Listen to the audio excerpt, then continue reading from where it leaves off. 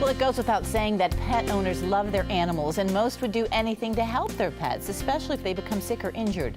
But sadly, not everyone can afford extended medical care for their pets. So in today's Find a Friend segment, sponsored by friends at Rascal Animal Hospital, we explore the benefits of pet health insurance.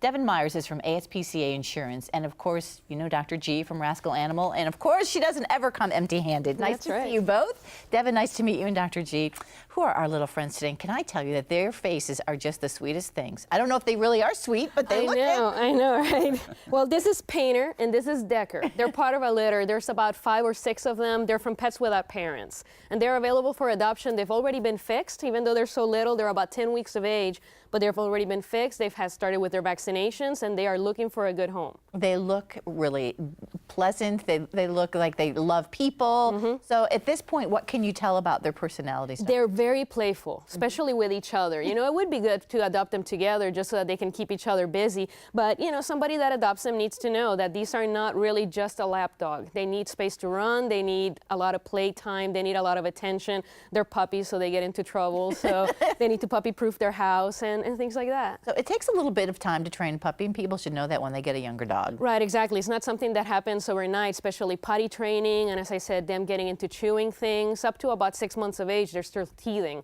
so they want to chew on anything. So. And what do you think they are? They said that they're probably about Beagle Spaniel mixes, so we expect them to be somewhere about like 25, 30 pounds. Okay, good to know. And Devin, we're talking about pet insurance today with you. Thank you for being here. Thank you.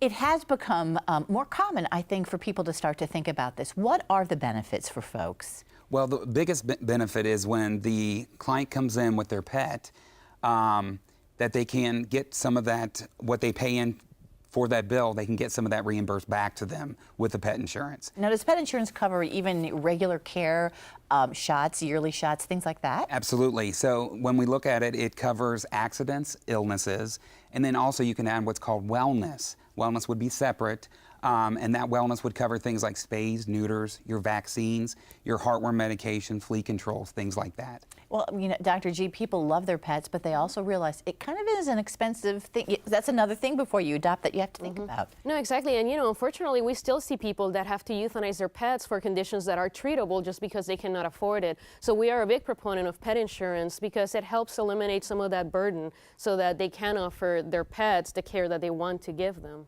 Is it affordable, though, Devin? I mean, for the average person who has a pet or two, you know, how much more are they going to be adding to their family expenditures because of this? Absolutely. When you look at ASPCA pet insurance, our average cost starts out for accidents and illness about $25 a month for a dog and $17 for a cat per month. Are there discounts if you have multiples or things like that? Absolutely, yes. We do have discounts for multiple households. What's the best way for people to go about finding out what they can get from ASPCA? By going into your veterinary practice, they'll have literature in there, information. They can either go to a website and look at the information, or they can actually call us or any of the other providers up and get quotes from them too. And does it vary by size of the pet or age?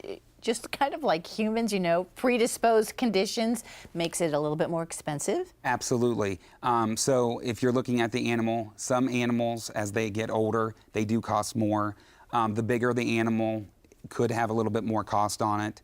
But on the average, when we look at trying to get pets on, we want to get them on at the earliest age. So these guys right here are the optimal age that we want to try to get them on that. And ASPCA, you're reputable. I think that gives people a little bit of a trust factor if they're going to get something like pet insurance.